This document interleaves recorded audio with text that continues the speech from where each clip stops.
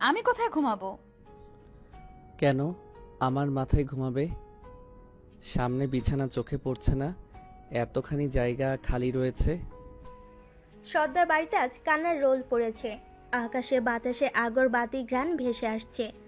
এরশাদ সরকারের ছোট ছেলে জামিল সর্দার আজকে মৃত্যুবরণ করেছে। এরশাদ সর্দারের 2 ছেলে 1 মেয়ে। সবার চেয়ে ছোট জামিল সর্দার। তার 3 ছেলে মেয়ের মধ্যে জহির সর্দার সবার ছোট আর সবচেয়ে বাধ্যগত ছিল। আর আজকে তার সবচেয়ে আদরের সন্তান মৃত্যুবরণ করলো। আসলে জন্ম মৃত্যু সব আল্লাহ তাআলার হাতে। কখন কার কি হবে কেউ বলতে পারবে না।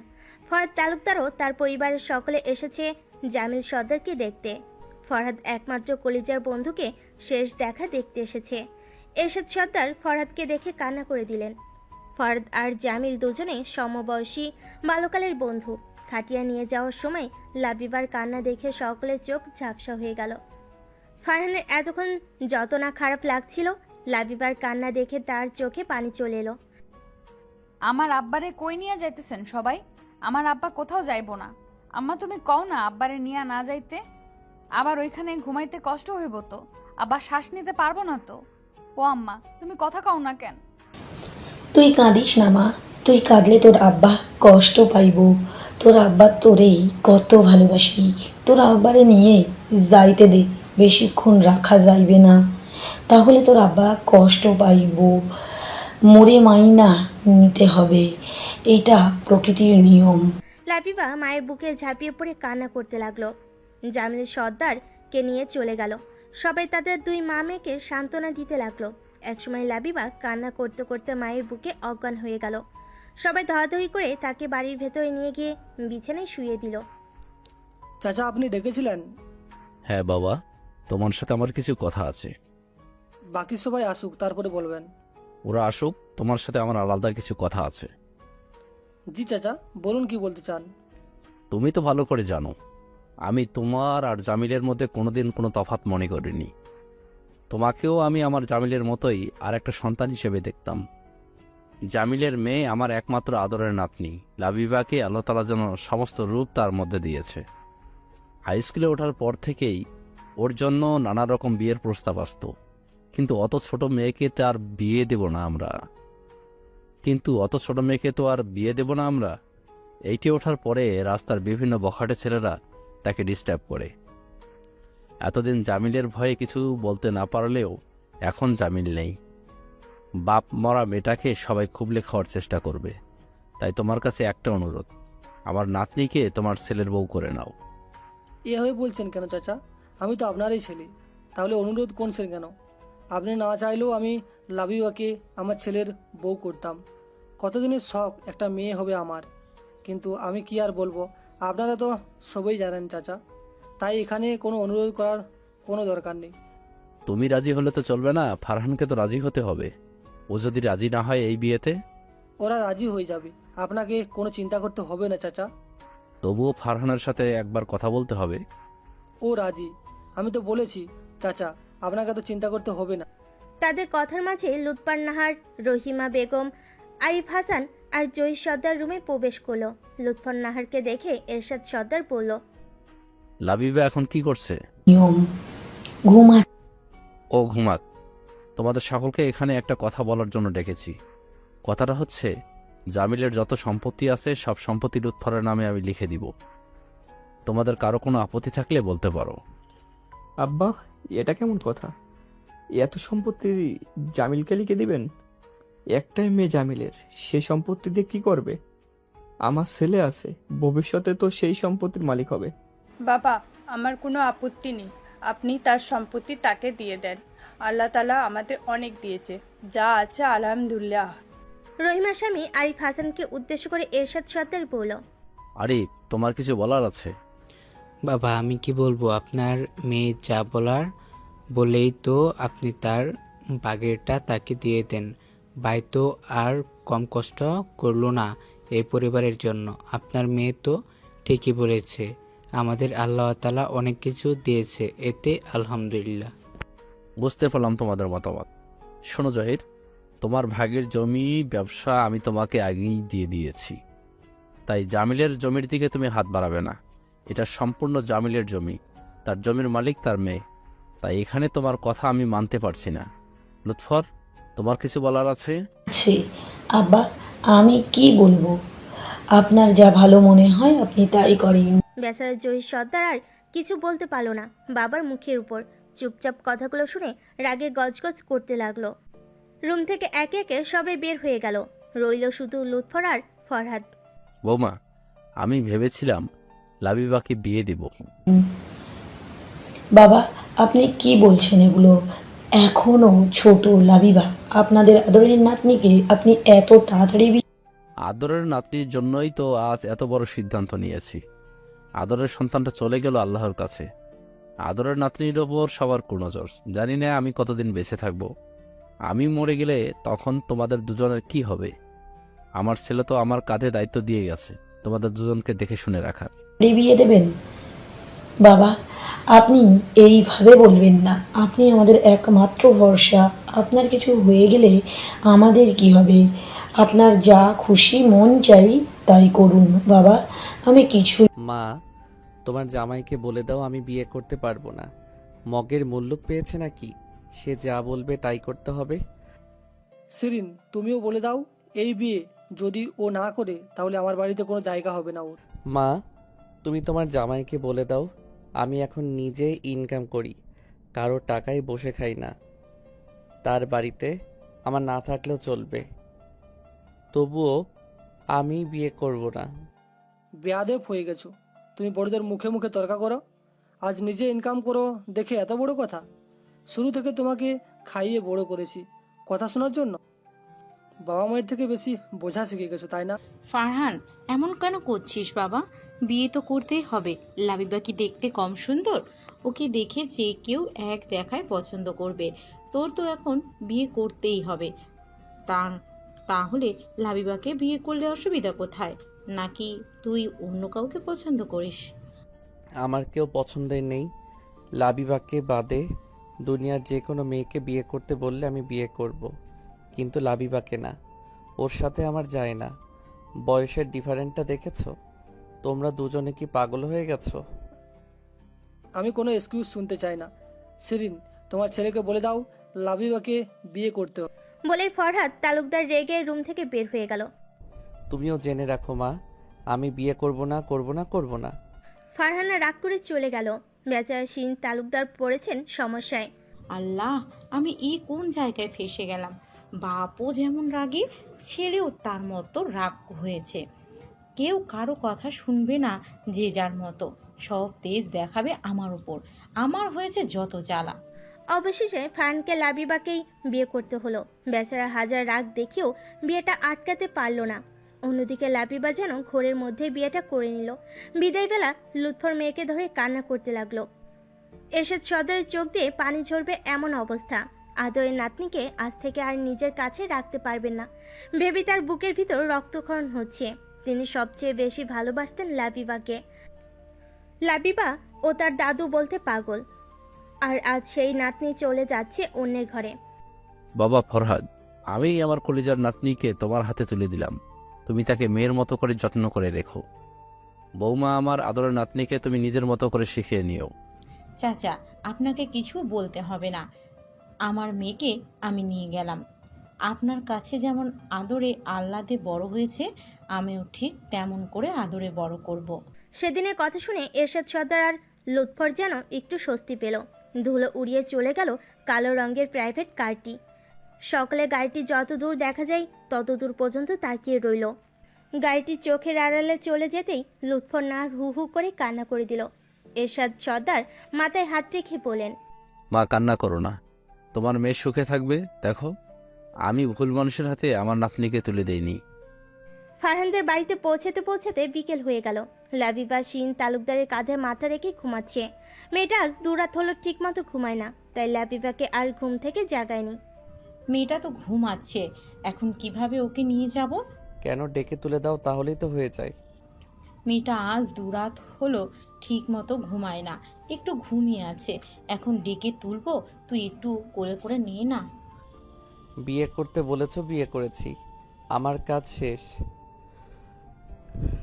এখন এত আদিক্ষেতা আমার দ্বারা হবে না। তোমাকে নিতে হবে না, আমার মেয়েকে আমি কোলে করে নিয়ে যাব। এখন যাকে অবহেলা করছো বুঝবে তোমার বাবা তোমাকে কি অমূল্য রত্ন দিয়েছে। বলেই ফরহাদ তালুকদার লাবিবাকে কোলে নিয়ে বাড়ির ভিতরে প্রবেশ করলো। তাদের রুমে না লাবিবাকে সুন্দর করে শুইয়ে দিল। সন্ধ্যায় কিরে, এখন কোথায় যাচ্ছিস? মাত্র এক জায়গা থেকে এলি এত জার্নি করে, এখন আবার কোথায় বের হচ্ছিস? সবাইকে যখন বলেছ আমি বিয়ে করেছি, এখন বন্ধুরা সবাই আমার সাথে দেখা করার জন্য বারবার ফোন দিচ্ছে। আমার না যে উপায় আছে। কখন আসবি? জানি না, পরিস্থিতি বুঝি, তারপরে রাতও হতে পারে, আবার তাড়াতাড়িও আসতে পারি। ওরা সবাই ট্রিট চাচ্ছে আমার কাছে। তুমি আমার জন্য অপেক্ষা করো না, খাওয়া দাওয়া করে ঘুমিয়ে পড়ো। আমি তো বাইরে থেকে খেয়ে আসবো নি। ঠিক আছে, দেখে শুনে যাস। ওকে, বাই। আরে আমাদের ফারহান চলে এসেছে, সবাই দেখ আমাদের নতুন বর চলে এসেছে। কি রে দোস্ত, অবশেষে একা একার দিন শেষ করলি? তুই এত মিঙ্গেল হয়ে গেলি আমাদের মতো। এসব কথা বাদ দাও তো তুমি। তুই বল আকাশ, মেয়ে দেখতে নিশ্চয়ই অনেক সুন্দরী, তা না হলে তুই বিয়েতে রাজি হতি?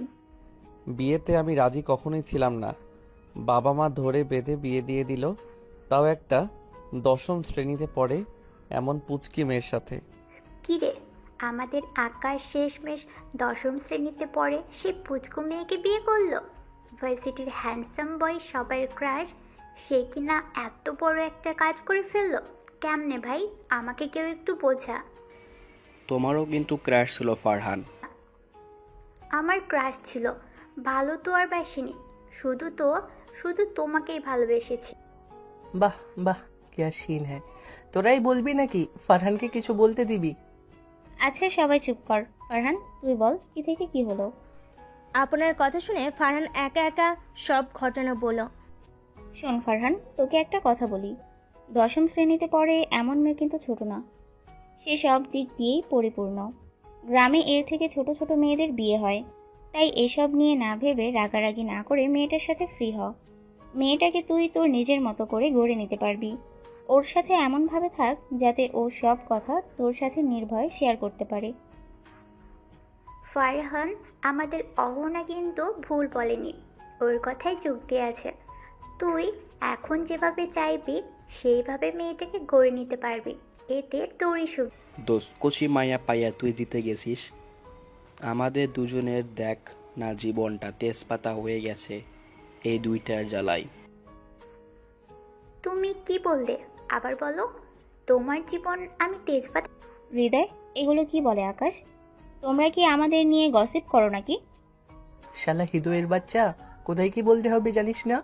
তোরে আমি এখন একটা আছাড় মারবো তুলি। সবসময় এভাবে সত্যি কথা বলতে নেই। আকাশ, তুমি কি বললে? ফারহান, আকাশ, হৃদয়, অহনা, দিয়া এরা সবাই কলেজ লাইফ থেকে ফ্রেন্ড। আকাশ, অহনা আর হৃদয়, দিয়া এরা হাজব্যান্ড ওয়াইফ। আকাশ অহনার লাভ ম্যারেজ আর দিয়া ও হৃদয়ের অ্যারেঞ্জ ম্যারেজ। অ্যারেঞ্জ ম্যারেজ বলাও চলে না, হৃদয় দিয়াকে পছন্দ করত, কিন্তু দিয়া জানতো না। হৃদয়ের বাড়ি থেকে দিয়ার বাড়িতে বিয়ের প্রস্তাব পাঠানো হয়। যেহেতু হৃদয় যথেষ্ট ভালো ছেলে, তার দিয়ার পরিবার থেকে মানা করেনি। এদের মধ্যে একমাত্র সিঙ্গেল ছিল ফারহান, তাই তো ফারহানের বিয়ে নিয়ে সবার এত উৎকণ্ঠা। কি রে, তোরা কি সব ঝগড়া করবি?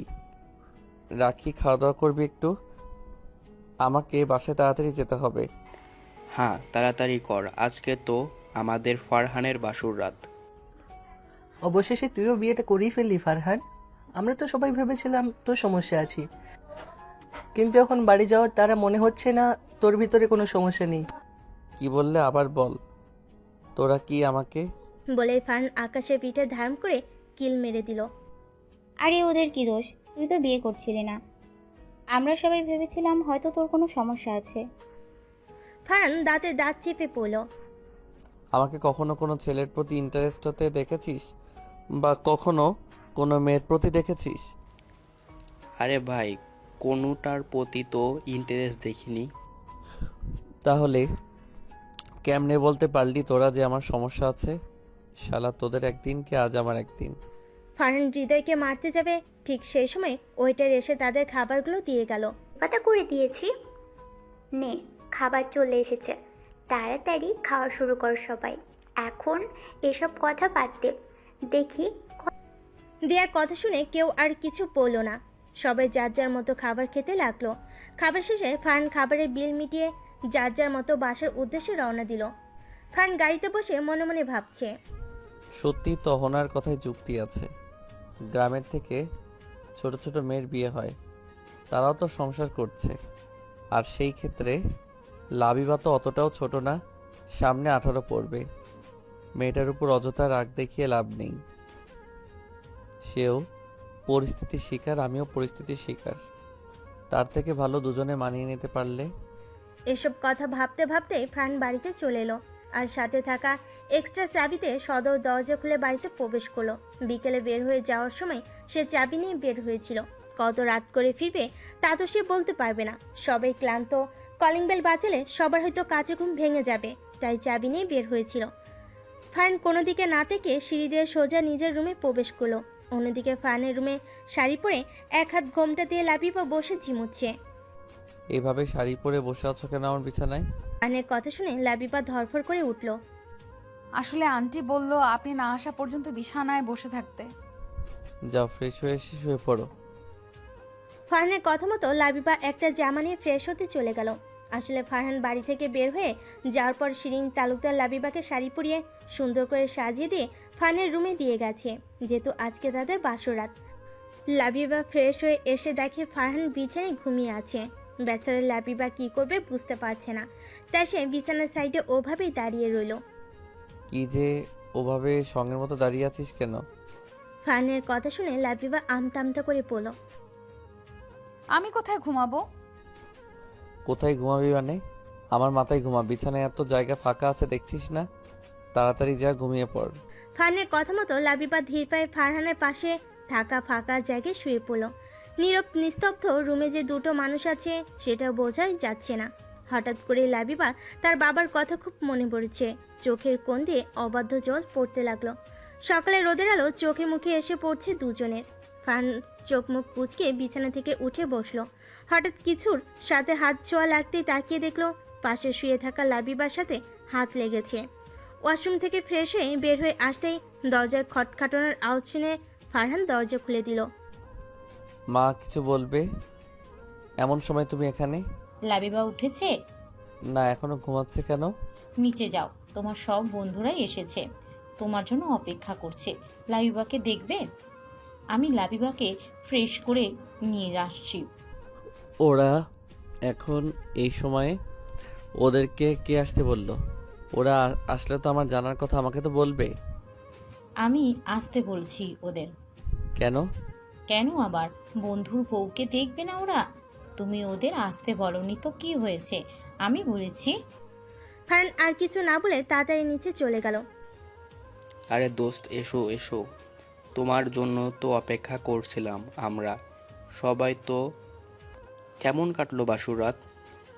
এত দেরি করে ঘুম থেকে উঠলি, নিশ্চয় খুব মধুময় হয়েছে। এত দেরি মানে কয়টা বাজে? বাহ, নতুন বর তো দেখে এখনো সময় দেখার সুযোগ পাইনি। এতই ব্যস্ত ছিল বুঝি? 10:30 বেজে গেছে। কি 10:30? এত দেরি? এমন ভাব করছিস মনে হয় কিছুই জানিস না। দোস্ত, যেটাই বলিস বুঝে শুনে কথা বলিস। মেয়েটা এখনো ছোট। আগে বল, বাসুর রাত কেমন কাটলো? কি কি হলো আমাদের একটু বল, আমরাও একটু শুনি। তোর মনে হয় আমার হাতের চর খেতে ইচ্ছে করছে, তাই না? তা না হলে তো তুই এতবার বাড়তি নাকি, কি বলিস? আরে আমাদের দেয়ার কথা শুনে ফারহান সামনে তাকিয়ে দেখলো লাবিবাকে তার মা সুন্দর করে শাড়ি পরিয়ে রেডি করে নিয়ে আসছে। লাবিবাকে দেখে ফারহান অবাক হয়ে গেল। মেয়েটাকে এখন মোটেও ছোট লাগছে না। রাতে ঠিক ততটা খেয়াল করেনি লাবিবাকে, কিন্তু এখন সে তো চোখ সরাতে পারছে না লাবিবার উপর থেকে। সবার ভাবি চলে এসেছে বলে দিয়া লাবিবাকে টেনে নিয়ে তার আর অহনার মাঝখানে বসিয়ে দিল। সরি, আপনাকে তো সেই সুন্দর লাগছে ভাবি, একদম ডানা কাটা পড়ে, মনে হচ্ছে আকাশ থেকে। শুধু কি তাই, আপনাকে তো দেখে মনে হচ্ছে না আপনি এত ছোট মানুষ। একদম পাক্কা বউ বউ লাগছে। শোনেন ভাবি, এখানে সবাই আমরা, একদম লজ্জা পাবে না, ঝটপট বলে ফেলুন তো আমার বন্ধু বাসুরাতে আপনার সাথে কি করেছে। লজ্জা পাবে না কিন্তু, আমরাই তো সবাই। থেকে চুপ করে নেমে এসেছেন। আজকে তুই বাড়িতে চল, তারপরে তোকে এত লাভ। বেচারা লাবিবা তো লজ্জায় শেষ, এক তো কাউকে চিনে না, তারপর সবাই তার সাথে কেমন মজা করছে। এরকম বেফাঁস কথাবার্তা কেউ বলে? লাবিবা না এখান থেকে সরতে পারছে, না কিছু বলতে পারছে। সে তো সবার মাঝে মাইন্ডকে চিপাই পড়ে গেছে। এমন সময় তাকে বাঁচাতেই হয়তো শিন তালুকদারের আগমন হলো। সবাই এখানে এখনো বসে আছো? চলো সবাই নাস্তা করবে। সকালে তো মনে হয় কেউ নাস্তা করে আসোনি। নাস্তা করে আসিসনি তা আসবে কেন? সকাল সকাল সবাই ছ্যাঁচড়ার মতো চলে এসে আসছস।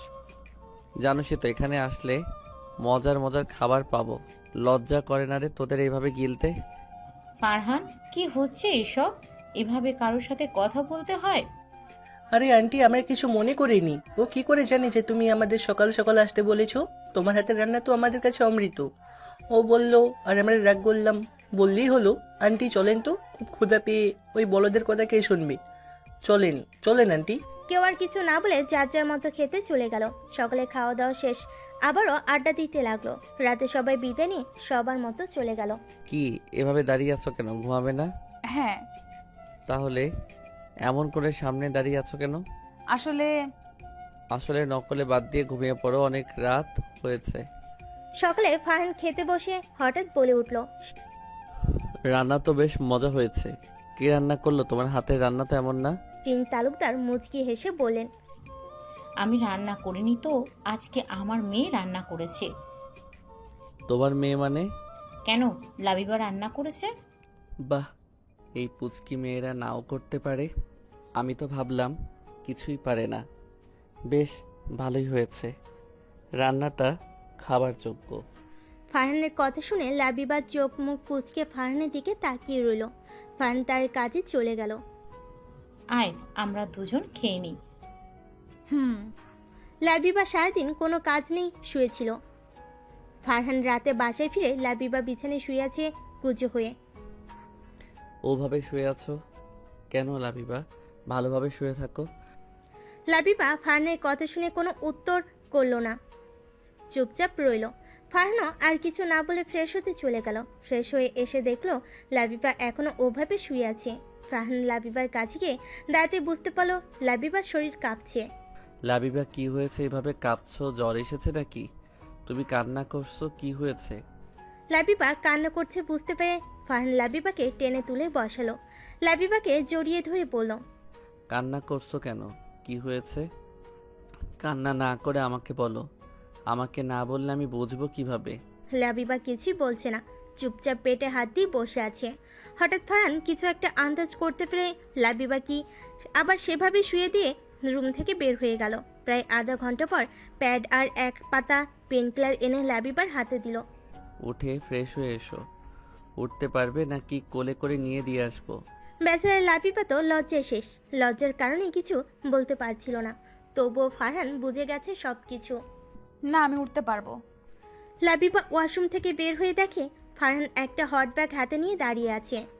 বেশি হাঁটাচলা করতে হবে না, শুয়ে পড়ো। আর এই যে হট ব্যাগ, এটা পেটের উপর দিয়ে রাখো, ভালো লাগবে। আপনি এত কষ্ট করতে গেলেন কেন? এখানে কষ্টের কিছু নেই, এটা ইলেকট্রিক হট ব্যাগ। তাই তুমি যেটা ভাবছো সেটা না বুঝতে পেরেছো। হুম। হট ব্যাগটা পেটের উপর রাখতেই লাবিবার এবার যেন শান্তি লাগলো। ধীরে ধীরে ব্যথা কমে যেতে লাগলো।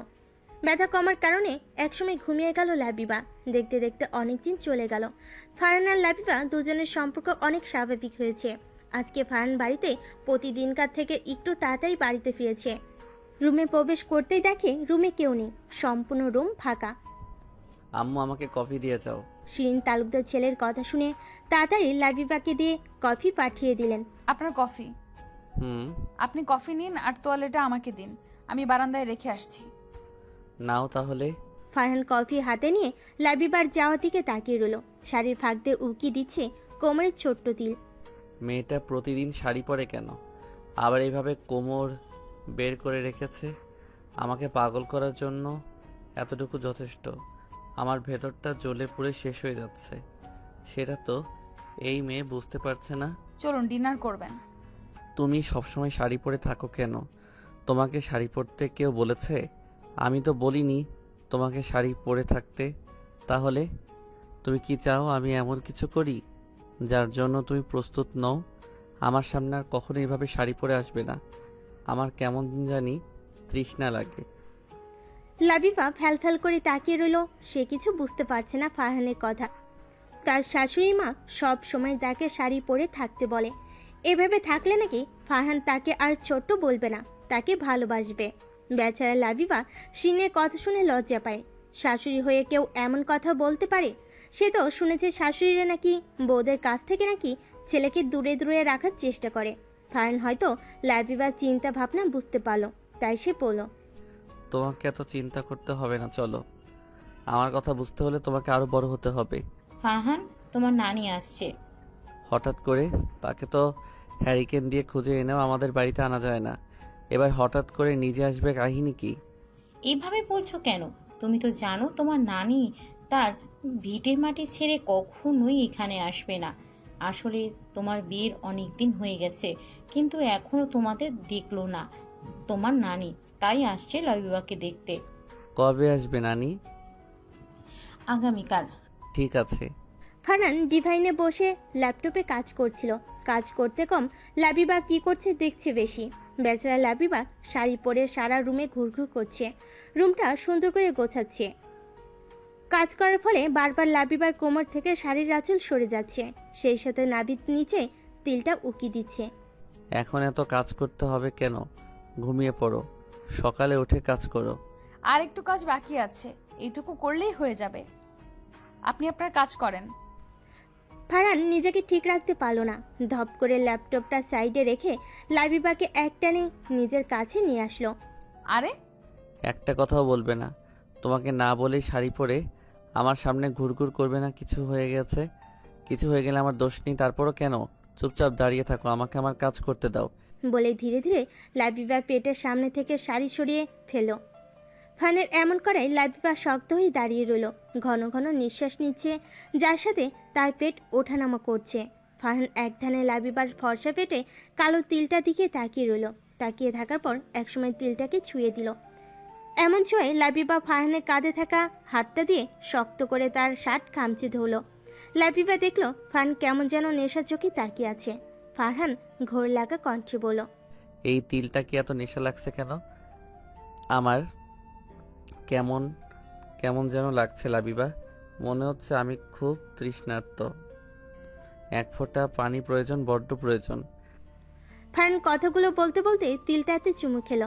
লাবিবার শরীর অবশ হয়ে আসছে, সে কি করবে বুঝতে পারছে না। মনে হচ্ছে সে আর দাঁড়িয়ে থাকতে পারবে না। ফারহান লাবিবার তিলটাতে পাগলের মতো চুমু খেতে লাগলো। লাবিবা আর না পেয়ে এক ঝটকায় ফারহানকে সরিয়ে দিল।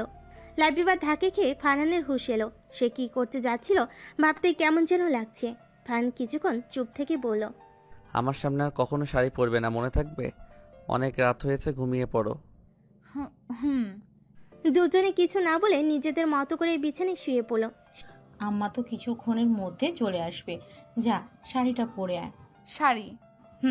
আমার আম্মা তো পুরনো দিনের লোক, কখন কি বলে কিছুই বোঝা যায় না, তাদের মতিগতি। তোকে শাড়ি পরা অবস্থায় না দেখলে আবার কি থেকে কি বলবে। তবে যাই বলিস, আমার আম্মা কিন্তু মন থেকে অনেক ভালো, যাকে একবার ভালোবাসে মন প্রাণ দিয়ে ভালোবাসে। জামা শাড়িটা পরে আয়, লাল টকটকে শাড়ি পরবে। শিরিন তালুকদারের কথা মতো লাবিবার রুমে চলে গেল শাড়ি পরার উদ্দেশ্যে। বাড়িতে কেউ নেই, শুধু শিরিন, লাবিবা আর কিছু কাজের লোক। সকালে ঘুম থেকে উঠে সবাই সবার কাজে চলে গেছে। লাবিবার রুমে এসে বেছে বেছে লাল টকটকে একটা সুতির শাড়ি পরে নিল। মাশাল্লাহ মাশাল্লাহ, আমার মেয়েকে খুবই সুন্দর লাগছে, কারো নজর না লাগুক, আমার সাথে আয়। শিনের কথা শুনে লাবিবা লজ্জায় লাল টমেটো হয়ে গেল। শিন তালুকদারের সাথে তার রুমে চলে গেল। লাবিবাকে খাটের উপর বসিয়ে তিনি আলমারি থেকে একটা বাক্স বের করলেন। এটা কি আম্মু? লাবিবার কথা কোনো উত্তর না দিয়ে সে বাক্স খুলতে সেখানে একটা সিম্পল লকেট আর একটা ছোট্ট কানের দুল বের হলো। তিনি লাবিবাকে পরিয়ে দিতে নিলেই লাবিবা বলে উঠল, এই কি আম্মু, তুমি কি করছো? আমাকে তো অনেক গহনা দিয়েছো, তাহলে আবার কেন এগুলো দিচ্ছ? তো কি হয়েছে, তুই তো আমার সব কিছুর মালিক। শোন, এটা তোর আব্বু আমাকে প্রথম বিবাহবার্ষিকীতে দিয়েছিল, এখন এটা আমি তোকে দিচ্ছি, সব সময় পরে থাকবি, কান গলা কোনো সময় খালি রাখবি না, মনে থাকবে? তাই বলে আমাকে তুমি দিয়ে দিবে? ধুর পাগলি, আমি আমার মেয়েকে দিয়েছি, তোর এত সমস্যা কেন? সব কিছু পড়িয়ে দিতে দিতে শিন তালুকদার কথাগুলো বলছিলেন। এমন সময় কলিং বেল বেজে উঠল। মা মনে হয় চলে আসছে। বলতে বলতে সে তাড়াতাড়ি সদর দরজার দিকে এগিয়ে গেল। দরজা খুলতেই তার সামনে শারমিন চৌধুরী আর তার পাশে ফারহান দাঁড়িয়ে আছে। কিরে, তোর না অফিসে থাকার কথা, এখন তুই বাড়িতে কি করছিস? নানামণিকে আনতে গিয়েছিলাম, ভাবলাম অনেকদিন পরে নানুমণি বাড়িতে আসছে, তাকে একটু স্পেশাল ফিল করানো যাক। ভেতরে এসো, ভেতরে এসো। আর কতক্ষণ বাহিরে দাঁড়িয়ে থাকবে? কেমন আছিস মা? আলহামদুলিল্লাহ, অনেক ভালো আছি। তুমি কেমন আছো? তোমাকে কত করে বললাম আমার কাছে এসে থাকতে, তুমি তো সেখানেই থাকবে। বুঝবি না রে মা, বুঝবি না। স্বামীর ভিটে ছেড়ে কি আর মেয়ে জামাইয়ের ঘরে এসে বসে থাকা যায়? তোর পেছনে ওটাই কি আমার ফারহান দাদু ভাইয়ের বউ? শারমিন চৌধুরীর কথা শুনে সকলে পেছনে তাকাতে দেখলো শিন তালুকদারের পেছনে লাবিবা দাঁড়িয়ে আছে চুপটি করে। অন্যদিকে লাবিবাকে নতুন বউ রূপে দেখে ফারহানের অবস্থা তো নাজেহাল। এদিকে এসো। তার কথা শুনে লাবিবা গুটি গুটি পায়ে শারমিন চৌধুরীর সামনে এসে দাঁড়ালো। মাশাআল্লাহ, দেখতে শুনতে তো সুন্দরী, কিন্তু এমনি চিকনা কাণ্ড ছেমড়ি। দেখা তো মনে হইতেছে এখন ফু দিলে বাতাসে উইরা যাইবি। আমার নাতির পানি কি তোর শরীরে পড়ে নাই? শারমিন চৌধুরীর কথা শুনে লাবিবা তো লজ্জায় শেষ। একে তো শাশুড়ির সামনে এসব কথা বলছে, তার উপর ফারহানও আছে। এমন বেফাস কথাবার্তা কেউ বলে? এত বড় হলো, বেচারি তো পারছে না মাটি ফাঁক করে তার ভেতরে ঢুকে যেতে। অন্যদিকে শারমিন চৌধুরীর কথা শুনে ফারহানের খুব খুব করে কাশ উঠে গেল। মা, আমি তাহলে আসি। তুমি বরং নানুমণিকে ফ্রেশ হতে নিয়ে যাও, অনেক দূর হতে জার্নি করে এসেছে, নিশ্চয়ই অনেক ক্লান্ত লাগছে। এ কি বাবা, তুই চলে যাবি? দুপুরের খাবার খেয়ে যা, অফিসে গিয়ে এখন কখন খাবি? সেদিন শিরিন তালুকদারকে আর কিছু বলার সুযোগ না দিয়ে তাড়াতাড়ি চলে গেল ফারহান। এখানে থাকলে তার নানুমণির আরো অনেক কথা শুনতে হবে। আম্মা চলেন, আগে ফ্রেশ হবেন, অনেক দূর থেকে জার্নি করে এসেছেন, ফ্রেশ হয়ে খাবার খাবেন, ভালো লাগবে। শারমিন চৌধুরীকে চলে যাওয়ার সময় চোখের ইশারায় লাবিবাকে খাবার রেডি করতে বলল। লাবিবা তাড়াতাড়ি কাজ করতে লাগলো। বলছি যে আগামীকাল সব রান্না নাতবউ করবে একা। আম্মা এসব কি বলছেন? আপনি এত ছোট মেয়ে কি একা একা সবকিছু করতে পারে? আমাদের তো আর থাইকা ছোট্ট বয়সে বিয়া হয়েছে, আমরা তো ঠিকই একা হাতে বাড়ির সব কাম করছি, ও করতে পারবো। সমস্যা নেই মা, আমি একাই করতে পারবো সবকিছু। আপনি শুধু বলেন নানুমণি কি কি রান্না করতে হবে। বেশি কিছু রান্ধন লাগবে না, পায়েস, শাক ভাজি, ডাউল, ইলিশ মাছ, সাদা ভাত, মুরগির গোস্ত ভুনা করবি, ডিম ভুনা, আলু ভাজি, আর ইলিশ মাছের সাথে শুকনা মরিচ ভাজি করিস। আমার দাদু ভাই আবার বাঙালিয়ানা খাবার পছন্দ করে, এগুলো রান্না করলেই হবো, আর কিছু লাগবে না। ঠিক আছে। ফারহান বাড়িতে এসে দেখলো লাবিবার দুপুরের সাজ আর নেই। মূলত শারমিন চৌধুরী যেহেতু গ্রামের মানুষ, তাই সে রাত 8টার মধ্যে খাওয়া দাওয়া করে ঘুমিয়ে পড়েছে। সেই সুযোগে লাবিবা ফারহান বাড়িতে আসার আগে তাড়াতাড়ি শাড়ি চেঞ্জ করে নিয়েছে। চলেন, মামুনি খেতে ডাকছে। আমি আসছি। লাবিবার কথা না বাড়িয়ে তার মতো করে চলে গেল। রাতে ঘুমানোর সময় ফারহান হঠাৎ করে লাবিবাকে তার কাছে এনে শক্ত করে জড়িয়ে ধরে গলায় মুখ গুজে দিল। বেচারা লাবিবা তো শকড। তাদের বিয়ের প্রায় 6 মাস হয়ে গেল। ফারহান কখনো তাকে এভাবে জড়িয়ে ধরে ঘুমায়নি। কি কি করছেন? ছাড়ুন, ঘুমাবো তো।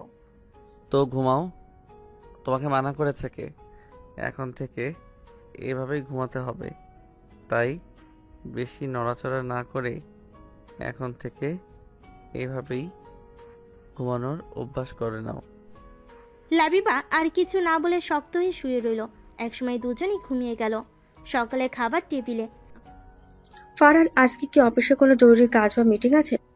না মা, তেমন কাজ বা মিটিং। আজকে দুপুরে নাতবউ রান্না করবে।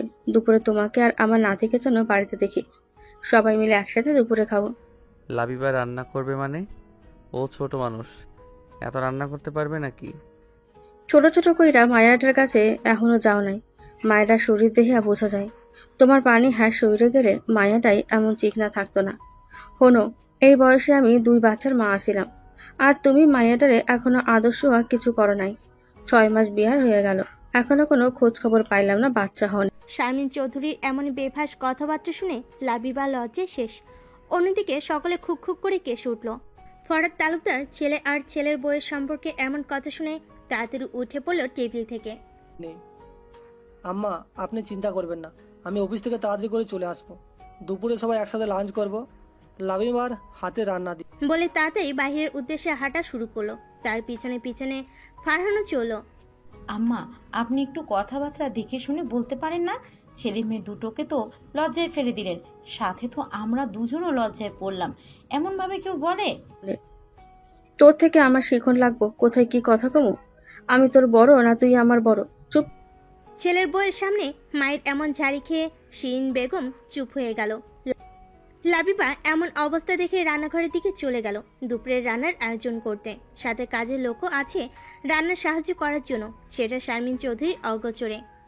তুই যা, গোসল করে নে, ঘেমে নিয়ে একাকার হয়ে গেছিস। এইগুলো সব ডাইনিং টেবিলে আমি নিয়ে যাচ্ছি, তাড়াতাড়ি গোসল করে আয়। চলে আসলো বলে ওরা। শিন তালুকদারের কথা শুনে লাবিবা আর বিরক্ত করলো না। তার এখন শাওয়ার নেওয়া প্রয়োজন। ঘেমে একাকার হয়ে গিয়েছে, নিজের কাছে নিজেরই বিরক্ত লাগছে। তাই তাড়াতাড়ি করে রুমে গিয়ে কাপড়ের সাথে পরার প্রয়োজনীয় জিনিসপত্র নিয়ে ওয়াশরুমে চলে গেল। শাওয়ার শেষে বের হয়ে বিছানার উপর থেকে কাপড় নিয়ে পরতে আরম্ভ করলে লাবিবা আনমনে কাপড় পরছিল। হঠাৎ কারোর হাতে শীতল স্পর্শ পেয়েই ধরফড়িয়ে উঠল। তাড়াতাড়ি করে পিছনে ফিরে তাকাতে দেখল ফারহান। কিছুটা স্বস্তি পেলেও নিজের এমন অবস্থায় ফারহানের সামনে দাঁড়িয়ে আছে ভাবতেই লজ্জায় শরীর শিরশির করে উঠল। ফারহান লাবিবার কোমরের দুই পাশে হাত রেখে টেনে নিজের সঙ্গে একদম মিশিয়ে নিল। তারপর লাবিবার গলদেশে ছোট ছোট চুমুতে ভরিয়ে দিল। লাবিবা তো হাত দিয়ে ফারহানের শার্ট খামচে ধরল। ফারহান ধীরে ধীরে নিচে নামতে নিলেই হঠাৎ করে শিন তালুকদারের ডাকে হুঁশ ফিল। দ্রুত লাবিবাকে ছেড়ে দিয়ে ওয়াশরুমে ফ্রেশ হতে চলে গেল। লাবিবা তাড়াতাড়ি করে শাড়ি পরে দৌড়ে নিচে চলে আসলো। মূলত লাবিবার শাওয়ার নেওয়ার সময় ফারহান রুমে এসে দেখে ওয়াশরুমে পানির আওয়াজ হচ্ছে, তাই সে বারান্দায় গিয়েছিল। লাবিবা বের হওয়ার পর সে যাবে। ওয়াশরুমের দরজা খোলার শব্দে ফারহান যখন রুমের ভিতর প্রবেশ করলো, লাবিবাকে ওই অবস্থায় দেখে নিজের সমস্ত জ্ঞান বুদ্ধি হারিয়ে ফেলেছিল। থাক, নাত বইয়ের রান্নার হাত তো বেশ ভালোই না, রান্নাগুলো সব মজাই হয়েছে। বেশি বেশি করে রাতবার আমার নাতিরে খাওয়াইবা, দেখবা তোমার জামাই তোমার আঁচলে লুইকা থাকবে। সকলেই লাবিবার রান্নার প্রশংসা করলো, কিন্তু ফারহান কিছুই বলল না। লাবিবা খুব করে চাইলো ফারহান কিছু একটা বলুক, কিন্তু তাকে হতাশ করে দিয়ে ফারহান চুপচাপ খাওয়া দাওয়া করে রুমে চলে গেল। লাবিবার রুমে প্রবেশ করতেই ফারহান বলে উঠল, রান্নাটা বেশ ভালোই হয়েছে, তবে কি? তার থেকে তোমাকে খেতে পারলে আরো বেশি ভালো লাগবে। ছি, এখানে কি বলার কি হলো? তোমাকে খাওয়ার সম্পূর্ণ অধিকার আমার আছে। লাবিবা আর ফারহানের কোনো কথা শুনতে পারল না। তার কান দুটো যেন গরম হয়ে আসছে, তাই রুম থেকে বেরিয়ে গেল। রুম থেকে বের হতেই শারমিন চৌধুরীর সাথে দেখা। আয় তো রাঁধবো, আমার পায়ে একটু মালিশ করে দিবি। পাউডার বেশ ব্যথা লাবিবা কোনো প্রত্যুত্তর না করে শারমিন চৌধুরীর সাথে তার রুমে গিয়ে পায়ে তেল মালিশ করতে লাগলো। করতেছে। পুরুষ মানুষ হলো সুবিধাজাত, নিজের ঘরে পাত্তা না পাইলে বাইরের দিকে হুকছুক করব। বাইরে একবার পাইয়া গেলে ঘরে ডারে আর পাত্তা দিব না, তাই কইতাছি আমার নাতিটারে ধরে। কথা বলতে বলতেই হঠাৎ লাবিবার দিকে চোখ যেতেই শারমিন চৌধুরী হাই হাই করে বলে উঠলেন, রাখিস। এ কি, তুই তো দেখি নাক ফোটা করস। আসলে নানু নাই নাতবু, আসলে নকলে কি মায়া মানুষের নাক ফোটা করণ লাগে জানিস না? নাক ফোটা না করলে স্বামীর অমঙ্গল হয়, জানিস না? হাই হাই, একই কথা। যেইখানে আমি সবার নাক ফোটা করি সেইখানে আমার নাতবুয়ের নাকি নাকে নাকফুল না পড়লে জামের অমঙ্গল হয়, এটা কোনো হাদিসে লেখা নেই। এটা একটা কুসংস্কার, যেটা প্রাচীন কাল থেকে আমাদের দাদি নানিদের থেকে শুনে আসতেই যুগের পর যুগ। নাকফুল মূলত নারীর সৌন্দর্য বর্ধনের জন্য ব্যবহার করা হয়। আপনার মন চাইলে আপনি নাক ছিদ্র করতে পারেন, না চাইলে আপনি ছিদ্র করবেন না। এটা সম্পূর্ণ আপনার উপর ডিপেন্ড করে। লাবিবার বাবা মেয়েকে খুব ভালোবাসতেন, তাই লাবিবার মা লুৎফর নাহার মেয়ের নাক ছিদ্র করার কথা বলতো। তখন লাবিবার বাবা জামিল সর্দার সরাসরি না করে দিত, তার মেয়ে ব্যথা পাবে এজন্য। লাবিবা মনে মনে কথাগুলো ভাবছিল। হঠাৎ শারমিন চৌধুরীর কথায় ধ্যান ভাঙল। কিরে মায়া, কই হারাই গেলি? কি এমন চিন্তা ভাবনা করস? আগামীকাল তোরে নাক ফুরা করাই দেবো। শারমিন চৌধুরীর কথা শুনে লাবিবা কিছু বলার সাহস হলো না, চুপচাপ শুধু শুনে গেল। আম্মা, আপনার মাথা খারাপ হয়েছে? এগুলো কি বলেন? মেয়েটা ছোট, ওকে এখন নাক ছিদ্র করানোর কোনো মানেই হয় না। আর এগুলো সব কুসংস্কার। এগুলো কোন হাদিসে লেখা আছে? মনে যেন থাহে, তুই আমারে হাদিস শেখাস? আমার থেকে বেশি তুই জানোস? নাকি নাকফুল না বলে স্বামীর অমঙ্গল হয়? এখনকার মানুষ স্মার্ট। আম্মা, আপনি বোঝার চেষ্টা করেন। ফারহান জানলে কিন্তু খুব রাগারাগি করবে। আজকে সকালে ফারহান আর ফরহাদ সাহেব অফিসে যাওয়ার পর শারমিন তালুকদার লাবিবাকে নাক ছিদ্র করার জন্য উঠে পড়ে লাগেন। সেই থেকে দুই মা মেয়ের মধ্যে তুমুল ঝগড়া চলছে। শারমিন চৌধুরী লাবিবাকে নাক ছিদ্র করতে দেবে, শারমিন চৌধুরী লাবিবাকে নাক ছিদ্র করে দেবে, আর শিরিন তালুকদার এটা করতে দেবে না। ঝগড়ার এক পর্যায়ে শারমিন চৌধুরী শিরিন তালুকদারকে ইমোশনাল ব্ল্যাকমেল করতে লাগলো। অবশেষে কোনো উপায়ান্তর না পেয়ে শিরিন তালুকদার রাজি হয়ে গেল। লাবিবার কি করার, সে চুপচাপ এতক্ষণ শাশুড়ি আর নানি শাশুড়ির ঝগড়া দেখছিল। সে প্রথমে শিরিন তালুকদারকে বলেছিল শারমিন চৌধুরীর সাথে ঝগড়া না করতে। শারমিন চৌধুরীর বয়স হয়ে গেছে, তাকে কোনো কিছু বুঝালেও সহজে বুঝবে না, তাই আর কিছু না করে নাক ছিদ্র করার ডিসিশন নিয়েছে। একটু ব্যথা পেলে পাবে, তাতে কি হবে। ঠিক আছে, আমি রাজি, কিন্তু আপনাকে আমার একটা শর্ত মানতে হবে। হয়ে গেছে। আপনাকে লাবিবার নাক ছিদ্র করে দিতে হবে, না আমি পার্লার থেকে করে নিয়ে আসছি। রে, পুরা মানুষ আমার থেকে তাগো মায়া করে নাক ফুটা কয়রা নিয়ে যায়, আর তুই কোষ পার্লার থেকে ফুটা করবি? তোকে তো আমি নাক ফুটা কইরা দিছি, তাইলে সমস্যা কোন? আচ্ছা ঠিক আছে, যা, তোর পোড়ার বউ তুই এখন থেকে মনে হয় এখন থেকেই নিয়ে আয়। আমার কথা শুধু একটাই, আমি জানি আজকের দিনের মধ্যে ওর শিরিন তালুকদার তার মায়ের কথা আর কোনো জবাব দিল না। লাবিবাকে তৈরি হতে বলে সে নিজেও তৈরি হয়ে চলে গেল। লাবিবাকে নিয়ে প্রথমে শিরিন তালুকদার একটা ডায়মন্ড শপে গেল। তোর কোনটা পছন্দ হয় সেটাই নে। আমি তো বুঝতে পারছি না, তোমার যেটা পছন্দ হয় মামুনি সেটাই নাও। আমি তো এসবের কিছুই বুঝি না। ঠিক আছে, তাহলে এটা নেই। ছোট্ট একটা ডায়মন্ডের নোজপিন, মাঝখানে খয়েরি রঙের একটা ডায়মন্ড, আর তার চারি সাইডে হোয়াইট রঙের ছোট ছোট ডায়মন্ড। খুব বেশি না, খুব বেশি ছোট না, আবার খুব বেশি বড় না নোজপিনটা। লাবিবারও বেশ পছন্দ হলো। শিরিন তালুকদার নোজপিনটা কিনে লাবিবাকে নিয়ে ভালো একটা পার্লারে গেল, সেখানে নাক ছিদ্র করানোর জন্য। বর্তমান সময়ে পার্লারে নাকি নাক ছিদ্র করার সময়, ব্যথা সহ্য করানোর সময় নাকি অবশ করানোর ওষুধ লাগিয়ে দেয়, যার কারণে নাক ছিদ্র করার সময় ব্যথা অনুভব হয় না। নাক ফোরানোর সাথে সাথেই শিরিন তালুকদারের আনা ডায়মন্ড নোজপিন পরিয়ে দিল পার্লারের মেয়েরা।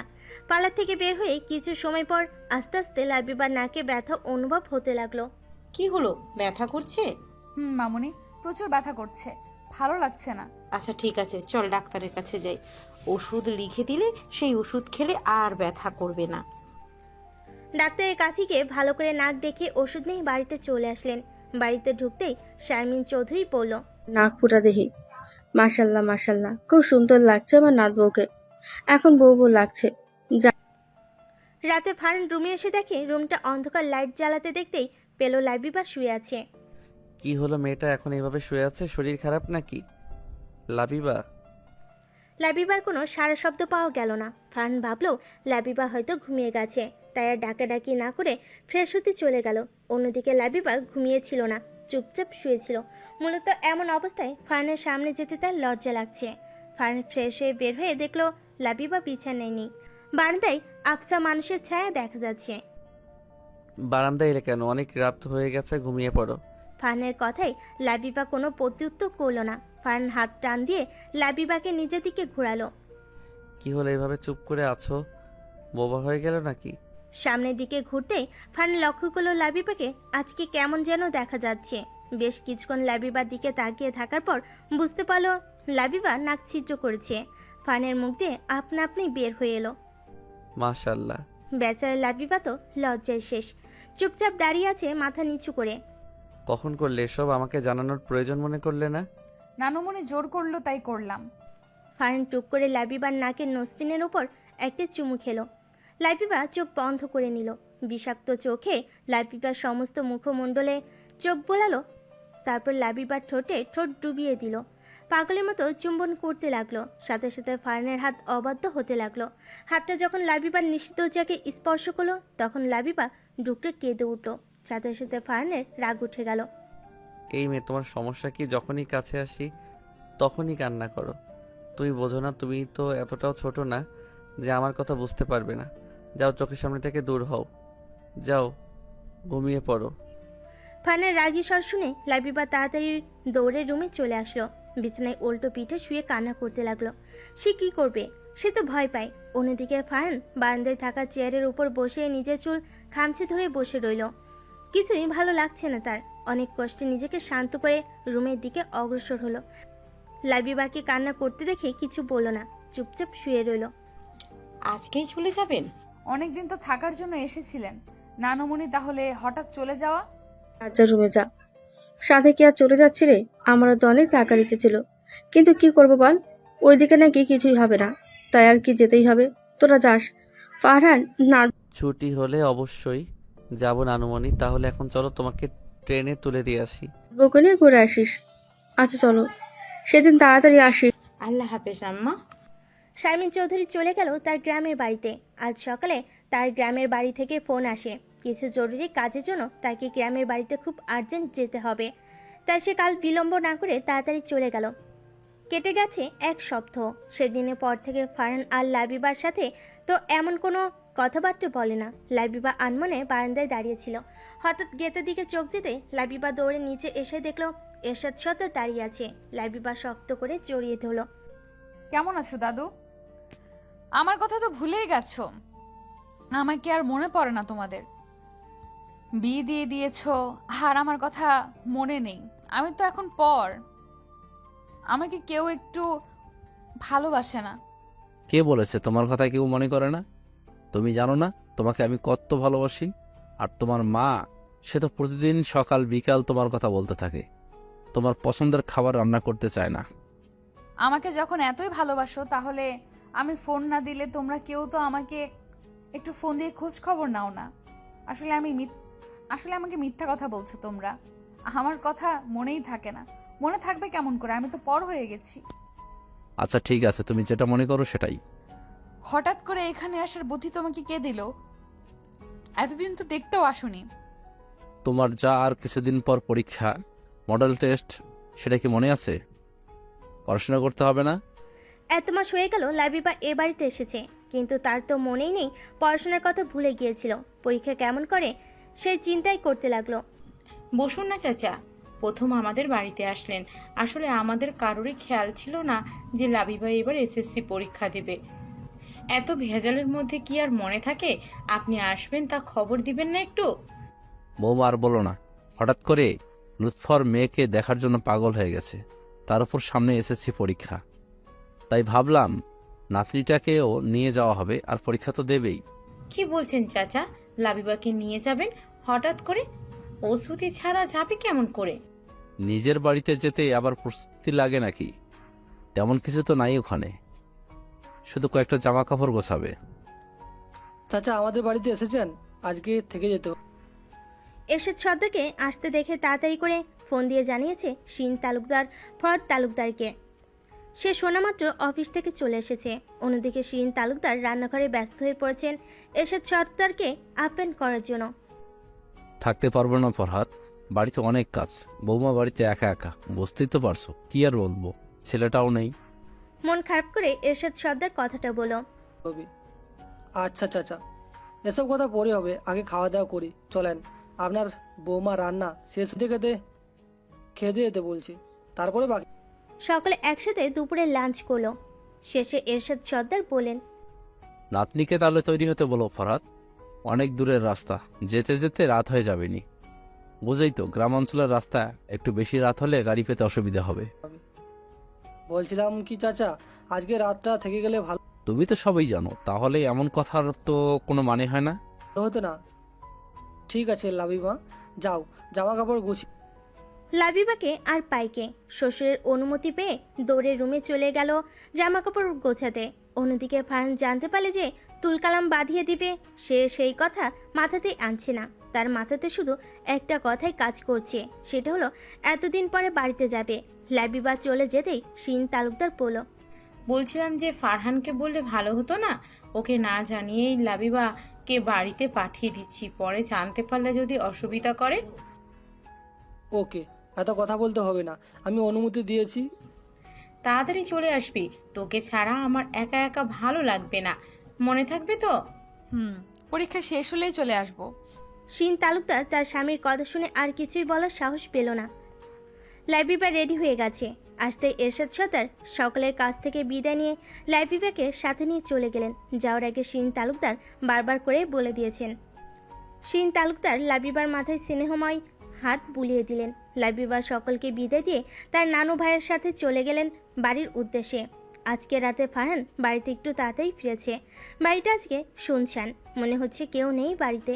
ফারহান কিছু না ভেবে সরাসরি রুমে চলে গেল। রুমটা আজকে অন্ধকার। কিছুটা অবাক হলো, প্রকাশ করলো না। ভাবলো হয়তো লাবিবা তার মার সাথে আছে। ফ্রেশ হয়ে বাহিরে আসতেই শিন তালুকদার দাঁড়িয়ে আছে। খাবার টেবিলে এসো। তুমি যাও, আমি আসছি। ফারহানের কথা শুনে তিনি রুম থেকে চলে গেলেন নিজের কাজে, খাবার টেবিলে। লাবিবা কোথায়? অফিস থেকে আসার পর থেকে ওকে দেখতে পাচ্ছি না, খাবার টেবিলেও নেই। কোথায় ও? ফারহানের কথা শুনে শিন তালুকদার ফারহানের দিকে তাকিয়ে রইল। হঠাৎ করে ফরহাদ বলল, লাবিবা গ্রামে। কি বলছো? তোমার মাথা ঠিক আছে? গ্রামে চলে গেছে মানে আমাকে না জানিয়ে? কেমন করে সাহস হয় ওর? এখানে সাহসের কি দেখেছো তুমি? ওর ইচ্ছে হয়েছে ও যাবে। প্রায় 6-7 মাস হলো আমাদের বাড়িতে এসেছে, একটিবারও ওই বাড়িতে যায়নি। ওর কি যেতে ইচ্ছে করে না? আর সামনেও এসএসসি পরীক্ষা, পড়াশোনা করতে হবে না? আর তোমাকে আমাকে জানাতে হবে কেন? মানে আমার বউ আমাকে না জানিয়ে বাপের বাড়ি যাবে সেটাই মেনে নেব? ওকে পড়াশোনা করতে হবে না, এখানেই থাকবে। এত পড়াশোনা করে কি লাভ? আমি ওকে অনুমতি দেইনি তো ও বাড়িতে যাওয়ার জন্য। আমাকে না জানিয়ে গেল কেন? এর শাস্তি খুব কঠিন হবে। তুমি কি ওকে বউ হিসাবে মানো? পড়াশোনা করে কি লাভ? মানে মেয়েটা পড়াশোনা করবে না। ভুলে যেও না, তোমার মাও কিন্তু শিক্ষিত। তোমার মা কিন্তু বিয়ের পরে পড়াশোনা করেছিলেন। চাকরি না করুক, একজন শিক্ষিত মায়ের দরকার সন্তানের জন্য। আমি ওকে অনুমতি দিই। বাপ ছেলের কথা কাটাকাটি দেখে শিন তালুকদার তাড়াতাড়ি করে বলল, অনেক হয়েছে, এখন খাবার খাও, তাড়াতাড়ি না হলে ঠান্ডা হয়ে যাবে। ফারহান আর কিছু না বলে রাগ দেখিয়ে খাবার না খেয়ে রুমের উদ্দেশ্যে চলে গেল। তারা দুজনেই ফারহানের যাওয়ার দিকে তাকিয়ে রইল। আমি বলেছিলাম ছেলেটাকে জানাও, তুমি আমার কথা শুনলে না। এখন দুজন মিলে ঝগড়া ঠিকই করছো। এত অশান্তি আর আমার ভালো লাগে না। ছেলেটা না খেয়ে চলে গেল, এখন শান্তি হলো তো তোমার? দিয়েছি যাওয়ার জন্য, তো কি হয়েছে? খিদে লাগলে খেয়ে নেবে। তোমার ছেলে এখন ছোট নেই, ওকে বোঝাতে হবে বইয়ের মর্যাদা কি। তাই চিন্তা না করে চুপ। ফারহান রুমে এসে নিজের রাগ কন্ট্রোল করার চেষ্টা করছে। কত বড় সাহস, আমাকে না জানিয়ে চলে গেছে। এর শাস্তি খুব খারাপ হবে। একবার আমার সামনে এসো তুমি, তোমাকে হাড়ে হাড়ে বুঝিয়ে দেব এই ফারহান তালুকদারের কথা অমান্য করার কি শাস্তি। এত সাহস হয়ে গেছে, আমাকে না জানিয়ে চলে যায়। কথা বলিনি এসব, এই জন্য এতবার বেড়ে যাবে। পা কেটে ঘরে বসিয়ে রেখে দেব। এত উঠতে মন চায়। বিড়বিড় করে কথাগুলো বলছে আর নিজেকে শান্ত করার চেষ্টা করছে। অন্যদিকে লাবিবা বাড়িতে পৌঁছে সে যে তার মায়ের কোলে মাথা রেখে শুয়ে আছে আর ওঠার নাম গন্ধ নেই। মাকে পেয়ে সব ভুলে গেছে। কি হলো? আর কতক্ষণ শুয়ে থাকবে? এবার যা, হাত মুখ ধুয়ে আয় কল পার থেকে। ভালো লাগবে, এত দূরে রাস্তা জার্নি করে আসলি, নিশ্চয়ই অনেক ক্ষুধা পেয়েছে। কতক্ষণ ধরে না? না মা, উঠতে ইচ্ছে করছে না। এইভাবেই থাকি না, ভালো লাগছে। এমন কেন করছো? খেয়ে আছিস? আমি কেমন করছি? কিছুই করছি না। ওঠ, তাড়াতাড়ি যা, ফ্রেশ হয়ে আয়। আমি খাবার খাইয়ে দিচ্ছি, তারপর ঘুমিয়ে পড়বি একেবারে। লুৎফর জোর করে লাবিবাকে ফ্রেশ হতে পাঠিয়ে দিল। তারপর নিজ হাতে লাবিবাকে খাইয়ে দুই মামে একে অপরকে জড়িয়ে ধরে শান্তির ঘুম দিল। অন্যদিকে ফারহান সারা রাত ঘুমাতে পারল না। আজ প্রায় 15 দিন হয়ে গেছে লাবিবা বাবার বাড়িতে এসেছে। লাবিবা সব কিছু ভুলে পড়াশোনার পিছনে পাগলের মতো মনোযোগ দিয়ে লেগেছে। পুরো 6 মাসের পর একেবারে করে নিচ্ছে। গোসলার ঘুমানো বাদে সে পরের টেবিল থেকে উঠে না। লুৎফর 3 বেলা মেয়েকে যত্ন সহকারে খাইয়ে দেয়। এই 15 দিনে শিন আর ফরহাদ তালুকদারের সাথে কথা হলো, একবারও ফারহানের সাথে কথা হয়নি। আর মাত্র 2 দিন পর থেকে লাবিবার পরীক্ষা শুরু। অন্যদিকে ফারহান বেচারার অবস্থা নাজেহাল। কে রে বন্ধু, কি খবর? কোনো খোঁজ খবর পাওয়া যায়নি? কি খবর? কি আর খবর হবে? দেখে বুঝতে পারছিস না বেচারার অবস্থা নাজেহাল। মজনুর মতো হয়ে গেছে লাইলাকে ছাড়া, তার চলছে না। তা বন্ধু বলতো, এত বের হয়ে কেন আসো? কি ভাবির সাথে ঝগড়া হয়েছে নাকি? ভাবি বাপের বাড়ি চলে গেছে? তোর ভাবি বাপের বাড়ি চলে গেছে, তাও আবার আমাকে না বলে চলে গেছে। জানিস কত বড় সাহস? 15 দিন হয়ে গেছে আমার খোঁজ খবর নিল না একবারও। আমি কি করছি কথা মনে হয় ওর মনেই পড়ে না।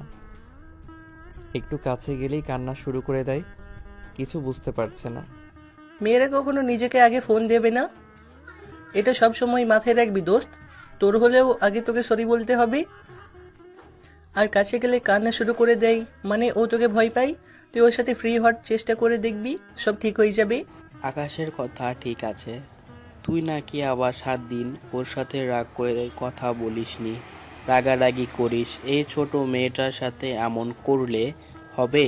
এমনিতেই তো সব সময় গম্ভীর হয়ে থাকে। মেয়েটার সাথে একটা ফ্রেন্ডলি আচরণ করতে পারিস না? কিভাবে ফ্রেন্ডলি আচরণ করব? আমাকে দেখলেই তো ভয় পালায়। আর তুই যে বললি 7 দিন কথা বলিনি, কী কারণে কথা বলিনি সেটা তো জানিস না, তাই চুপচাপ বসে থাক। বেচারার বইয়ের বিরহেই অবস্থা খারাপ। এত যখন বউকে মিস করছিস তাহলে চলে যা না, বিয়ে করাবো। অন্য কেউ তো আর না যে দেখা করতে গেলে আর ঝাঁটা মেরে বিদায় করে দিল। চলে যা বউয়ের কাছে। আকাশের কথায় যুক্তি আছে, চলে যা শ্বশুরবাড়ি, জামাই আদর পাবি, সাথে ভাবির রাগ ভাঙিয়ে চলে আসবি। চারদিকে আবছা আলো ফুটেছে, পাখির কিচিমিচির আওয়াজ বোঝা যাচ্ছে সকাল হয়ে গেছে। গ্রামের এই একটা সুবিধা, কোনো অ্যালার্ম লাগে না। সকাল হলে মরগে ডাকতে শুরু করে, সাথে তো নানা রকম পাখির ডাক আছে। গাছপালায় পরিপূর্ণ চারিদিক, সাথে আছে সকালের মিষ্টি বাতাস। কিন্তু শহরে এর বিপরীত, 4 দেওয়ালে ঘেরা বাড়ি।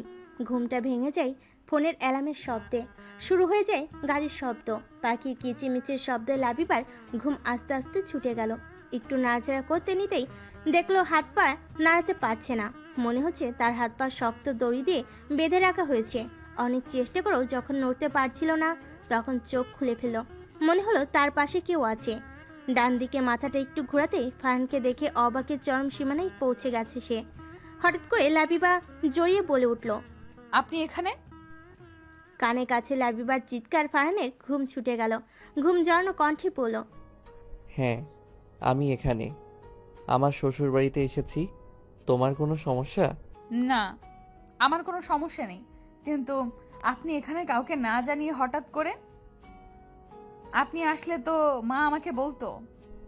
আসতে মন চেয়েছে এসেছি, বেশি কথা বলো না। আমায় কেউ ঘুমাতে দাও। 3টার সময় এসে পৌঁছেছি তোমাদের বাড়িতে, শান্তি মতো একটু ঘুমাতে দাও তো। আপনাকে ঘুমাতে নিষেধ করেছে কে? আপনি আপনার মতো ঘুমান না, আমাকে চলে যেতে দিন, আমি উঠব। না, আমার সাথে ঘুমাও। আজকে কতদিন হলো একটু শান্তিতে ঘুমাতে পারি না। আমি কি আপনাকে শান্তিতে ঘুমাতে নিষেধ করেছি? শুধু বলেছি আমাকে ছেড়ে দিন, আমি উঠে ফ্রেশ হব। মাকে বলতে হবে তো আপনি এসেছেন। মা জানে তার মেয়ের জামাই এসেছে, তোমাকে এটা নিয়ে এত চিন্তা করতে হবে না। তুমি আমার সাথে ঘুমাও।